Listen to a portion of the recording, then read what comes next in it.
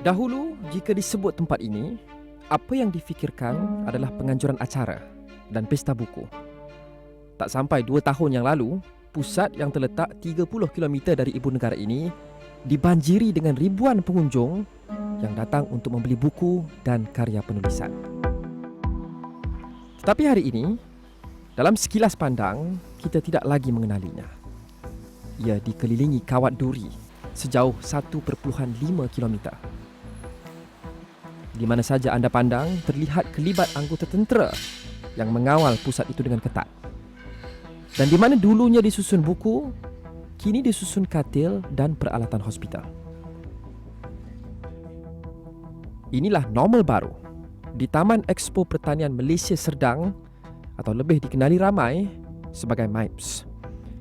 Tidak pernah disangka pusat penganjuran sebegini diubah suai dengan begitu drastik dan begitu cepat untuk tujuan ini. Tetapi tempoh yang getir menyeru respon yang unik. Ianya tidak pernah berlaku di dalam sejarah negara. Yang pertama, sejarah pandemik ini kita tahu berlaku setiap 100 tahun. Daripada setup dewan ini sendiri tidak pernah berlaku di dalam sejarah negara. Bulan lepas, pusat ini diubah suai menjadi pusat kuarantin dan rawatan COVID-19. Sebagai persediaan sekiranya penularan COVID-19 yang semakin serius menyebabkan hospital di serata negara tidak menang tangan. Kini, apabila jangkitan meningkat dalam kalangan pendatang tanpa izin di 3 depo tahanan utama negara, ianya digunakan untuk menampung golongan ini. Kita telah membuat beberapa persediaan untuk menerima lebih ramai pesakit daripada kluster depo tahanan. Seperti kita ketahui, ramai pendatang asing tanpa izin di depo-depo pertahanan telah dijangkiti COVID-19. Dan kita menjangkakan jumlah mereka di dalam worst case senarionya mungkin mencecah lebih daripada 1,000. Oleh sebab itu, pusat ini telah diarahkan untuk membuat persiapan yang rapi bagi menerima lebih daripada 1,000 pesakit. Ketika pandemik melanda, setiap hari bermakna. Jika di Wuhan, hospital COVID-19 berjaya dibina dalam masa hanya 10 hari, pusat COVID-19 di MIPS adalah versi Malaysia, versi kita. Pusat ini ditransformasi daripada pusat penganjuran acara kepada hospital COVID-19 dalam tempoh kurang seminggu. Bermula dengan hanya 64 katil, pusat COVID-19 MIPS kini berupaya menempatkan kira-kira 1,000 pesakit dan 600 kaki tangan. Jadi memang merupakan sejarah, dan menerima pesakit, dijangka akan menerima pesakit sehingga 1,000, yang mana merupakan setaraf dengan hospital negeri. Kalau kita nak lihatkan jumlah pesakit tu. Jadi kerjasama daripada Kementerian Kesihatan yang menghantar banyak petugas kesihatan, daripada koordinasi daripada NAKMA dan MKN serta semua agensi yang terlibat membolehkan kita merawat seramai ini.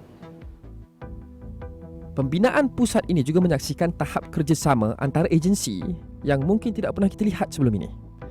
Angkatan Tentera Malaysia, Agensi Pengurusan Bencana Malaysia atau NADMA, Jabatan Bomba dan Penyelamat, Kementerian Kesihatan, Angkatan Pertahanan Awam Malaysia dan Jabatan Kebajikan Masyarakat antara lain, semua menggembeling tenaga dan menyahut cabaran untuk mendirikan pusat ini yang kini dilihat sebagai benteng pertahanan negara daripada gelombang kedua COVID-19. Kita juga mendapatkan bantuan daripada kesemua agensi yang bukan di bawah ATM supaya dapat membantu kita bagi operasi di sini. Kami akan bekerja bersama. Disebabkan itu, kita tahu kita ada anggota keselamatan yang juga kor kesihatan diraja. Dalam masa yang sama, petugas Kementerian Kesihatan Malaysia akan bertugas bersama-sama dengan Angkatan Tentera Malaysia, dan dengan adanya SOP bersama ini, dari segi keselamatan dan sebagainya, termasuk maintenance daripada Angkatan Tentera Malaysia, ianya lebih terjamin. Jadi perkara ini baru kali pertama dilakukan. Tetapi kepantasan, kerjasama dan koordinasi perlu digabungkan lagi dengan semua senjata lain yang kita ada tatkala kita berperang dengan wabak terburuk yang melanda tamanan manusia sejak 100 tahun lalu. Teknologi turut menjadi senjata yang membantu 600 petugas di sini. Daripada sistem pemantauan CCTV yang menyeluruh kepada penggunaan robot untuk mengehadkan pendedahan petugas ketika menghantar ubat dan keperluan.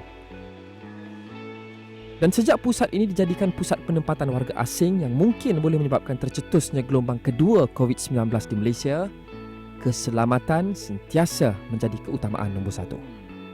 Kita mempunyai 4 layer keselamatan yang telah kita bangunkan. Di bahagian dalam, kita mempunyai petugas immigration daripada depo yang kita tempatkan di dalam untuk membantu mengawal kesemua parti ini. Di bahagian luar ataupun di yellow zone, immigration telah menempatkan pasukan taktikal khas dia. Di dalam perimeter inner cordon ataupun perimeter dalam, kita mempunyai anggota tentera dan polis, serta di perimeter luar kita mempunyai di perimeter dalam juga kita letakkan kawat duri, dan di perimeter luar kita mempunyai anggota tentera dan polis yang mengendalikan 9 pos keselamatan. Kami telah mengeluarkan satu SOP security keselamatan, ya, dan SOP keselamatan ini akan dipanjangkan ataupun diberikan kepada petugas-petugas kami melalui sesi-sesi penerangan. Khususnya kalau kata petugas baru, kami akan masukkan dalam orientasi modul mereka, dan bagi petugas-petugas yang dah lama, kami akan adakan sesi-sesi penerangan. Segala aspek keselamatan diambil kira dan pasukan di sini bersedia untuk semua kemungkinan.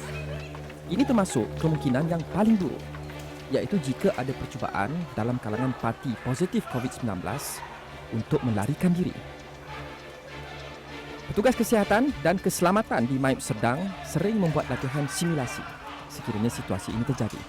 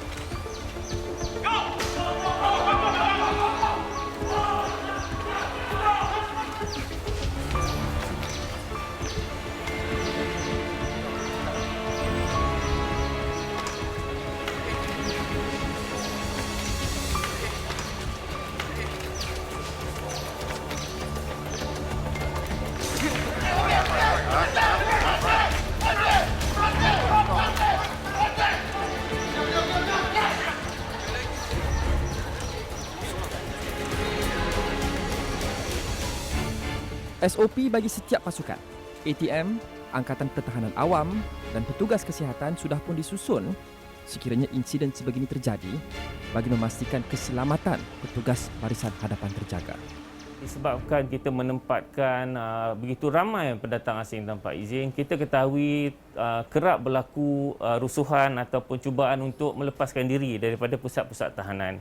Kali ini ianya sangat berbeza kerana ianya merupakan kali pertama kita terpaksa berdepan dengan risiko rusuhan atau risiko pesakit yang akan lari yang COVID positif. So pendatang tanpa asing tanpa izin yang COVID positif. So ini merupakan risiko yang sangat tinggi yang boleh mengakibatkan kesan yang amat buruk kepada negara. Ini adalah antara usaha-usaha untuk mengurangkan rasa takut, rasa gelisah, ya, supaya mereka dapat menumpukan tugas mereka dalam merawat, that is our first priority. Tetapi di sebalik segala persediaan dan persiapan, mengendalikan pesakit COVID-19 warga asing masih mempersembahkan pelbagai cabaran unik. Antaranya perbezaan bahasa. Satu halangan besar yang menyulitkan komponen penting kerja harian petugas di sini, iaitu berkomunikasi dengan pesakit bagi memastikan mereka faham dan akur dengan semua SOP yang ditetapkan. Tetapi terdapat juga cabaran tersembunyi yang mungkin tidak dijangka sebelum ini. Sebagai contohnya, kita tahu etnik Rohingya mungkin tidak boleh duduk bersama dengan parti daripada Myanmar. Mereka akan bergaduh. Begitu juga antara Madura dan Jawa sebagainya. Dan juga antara India yang datang dari Kashmir dan India yang bukan dari Kashmir. Kita amat sensitif tentang isu keselamatan tersebut, dan sebelum mereka mereka akan datang by batches. Yang mana kita tempatkan mereka di kubikel-kubikel yang memang kita pastikan mereka ini selamat.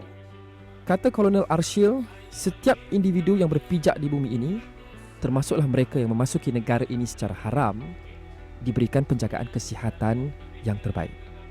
Malaysia terkenal amat prihatin dan mengamalkan sikap kemanusiaan di dalam melayani pesakit-pesakit warga asing yang memerlukan rawatan. Dalam contoh ini, parti-parti yang terkena jangkitan COVID-19 sememangnya diberi rawatan yang optimum. Kita pun nak menyelamatkan nyawa mereka, kita berikan layanan yang baik, makanan yang cukup serta tempat yang agak selesa dan mencukupi untuk mereka.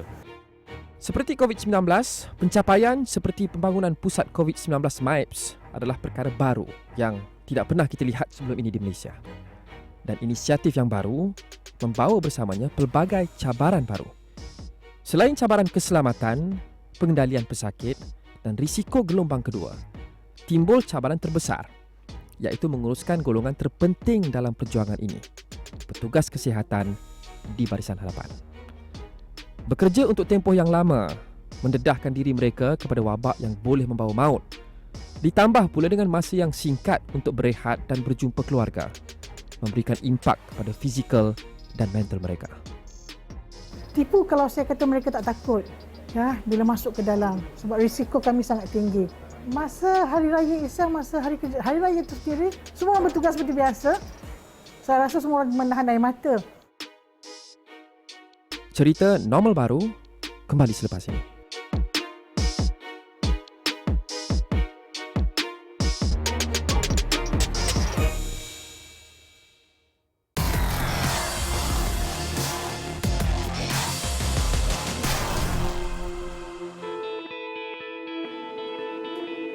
Apabila negara berdepan situasi yang tidak pernah dilalui sebelum ini, kita perlu melakukan pelbagai perkara yang sebelum ini kita anggap asing, malah dramatik.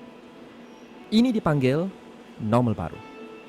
Normal baru bagi kebanyakan kita dalam era COVID-19 bermakna kita tidak lagi boleh melakukan semua aktiviti yang kita gemari dengan kerap. Kita memakai topeng muka apabila keluar dan memastikan penjarakan sosial apabila berinteraksi dengan orang lain, malah ahli keluarga sendiri sekalipun. Tetapi di peringkat negara, normal baru ini dibawa ke tahap yang baru. Jika di Wuhan, hospital dibina dalam masa hanya 10 hari, ekoran kekangan masa untuk melawan pandemik COVID-19, di Malaysia, pusat kuarantin dan rawatan COVID-19 MIPS Serdang adalah salah satu kisah kejayaan negara kita dalam memerangi pandemik ini. Dulunya sinonim dengan penganjuran acara dan pesta buku, kini MIPS ditransformasi dalam masa kurang seminggu.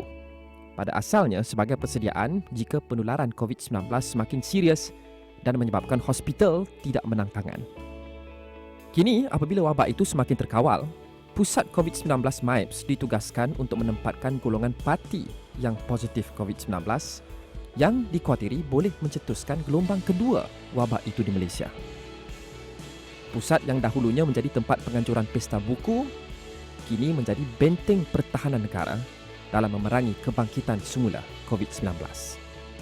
Semua SOP telah dibangunkan semula kerana ianya tidak pernah berlaku di dalam sejarah negara.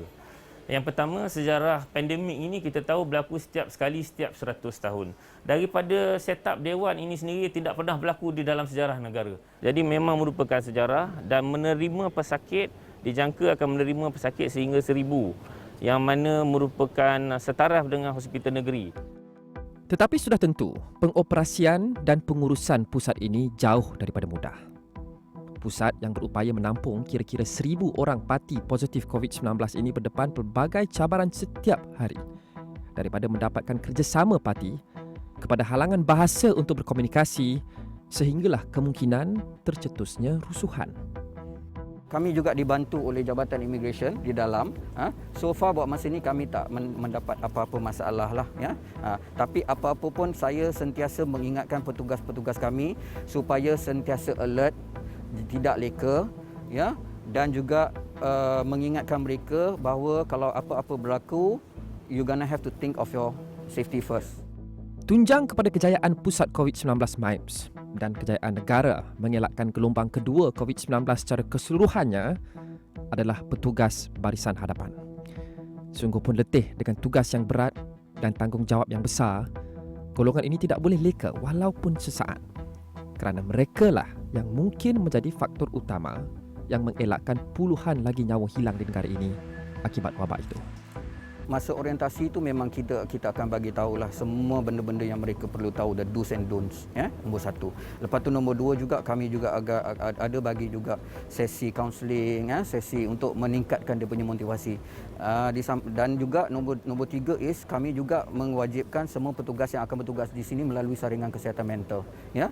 Jadi kalau kata ada apa-apa problem, ya, daripada situ kita akan intervene awal. Kami akan make sure that everybody will get enough rest dan enough working hours to make sure that tugasan mereka kat sini mereka dapat lakukannya dengan efisien dan tanpa memikirkan masalah-masalah lain lah, dalam masa sama menjaga juga status kesihatan mental mereka. Malah, sokongan mental juga perlu disesuaikan dengan normal baru. Seboleh mungkin, sebarang konsultasi mental bagi petugas kesihatan di sini dilakukan secara maya bagi menghadkan interaksi bersemuka dan meminimalkan risiko jangkitan. Kita mempunyai dua cara, iaitu satu cara teleconsultation melalui video conference ataupun direct consultation kepada staff. Dan unit kita ini unik kerana mempunyai kita panggil mental health psycho-spiritual unit. Kerana ia bukan saja dia terdiri daripada pakar psikiatri, pegawai psikologi, tetapi juga oleh pegawai-pegawai kor agama Angkatan Tentera. Dan selain sokongan mental, khidmat nasihat dan panduan agama juga disediakan bagi petugas kesihatan beragama Islam di sini. Bukan saja untuk memberikan sokongan spiritual kepada mereka yang tertekan, malah untuk memberikan panduan hukum agama kepada mereka yang mendapat kelonggaran kerana bertugas. Itu tugas Major Salahuddin Safi'i, Pegawai Agama Pusat COVID-19 Maip Serdang. Dikala operasi harian sibuk dengan aspek kesihatan dan keselamatan, Major Salahuddin memberikan keseimbangan yang diperlukan oleh petugas di sini untuk mereka terus bertugas dengan baik. Umpamanya baru-baru ini dalam masa terdekat kita melaksanakan kelas bimbingan rukhsah solat khusus kepada jururawat yang mana mereka akan bertugas secara langsung di dalam ward memakai PPE. So di situ ada kelonggaran rukhsah dari sudut pelaksanaan ibadat solat, diharuskan jamak. Itu kita bagi taklimat dan penerangan kepada mereka. Tetapi di sebalik semua perkhidmatan sokongan penting yang diberikan ini, kekal terpenting adalah keselamatan. Selain keselamatan petugas, pusat ini juga perlu melakukan segala apa yang mampu untuk memastikan keselamatan rakyat Malaysia di luar sana kekal terjaga. Ini termasuk mengelakkan sebarang insiden pesakit meloloskan diri atau jangkitan COVID-19 boleh terlepas keluar secara tidak sengaja. Atas sebab inilah, pusat tersebut yang sebelum ini hanya dikawal selia oleh KKM dan Jabatan Imigresen Malaysia, kini perlu disokong oleh Angkatan Tentera yang meletakkan 4 lapisan keselamatan. MIP kita tahu bahawa dia merupakan pusat kuarantin untuk pendatang asing tanpa izin yang positif. Disebabkan itu, maka pusat ini perlu dikawal dengan rapi supaya mereka tidak lolos. Sebelum ini penglibatan kita di sini hanya pihak imigresen dan KKM, tapi selepas mengambil kira tentang keselamatan dan juga pasien yang ada di sini, maka kita telah mengambil keputusan supaya dikawal dengan lebih ketat. Pembinaan dawai ini mengambil masa yang amat singkat kerana kepakaran yang ada pada kita. Pada sebelah pagi kita mendapat arahan, by tengah hari itu kita dah dapat pasang dawai dan kita kawal tempat ini.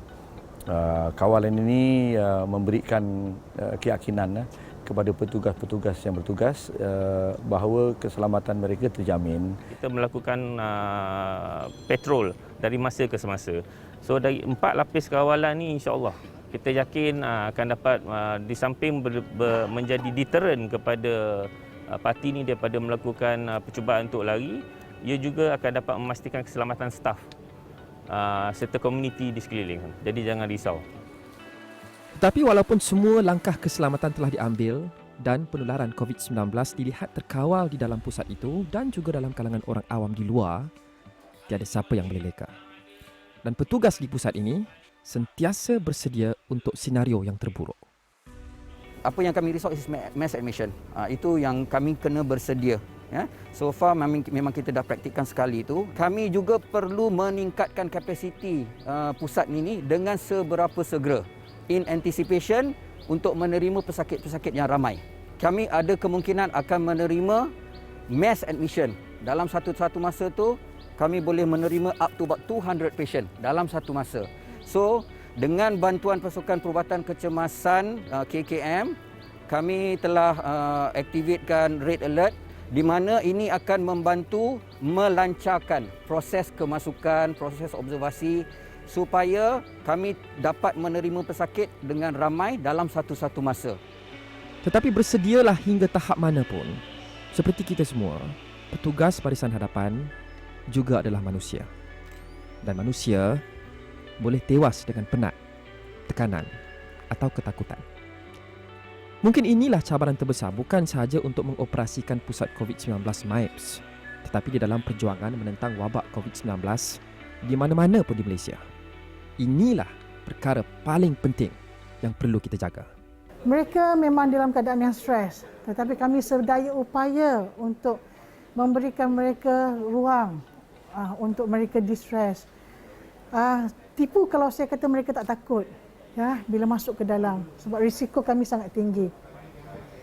Apa yang kami buat ialah kami adakan gather makan bersama-sama. Itu pun kami tak boleh lebih berkumpul lebih daripada 20 orang.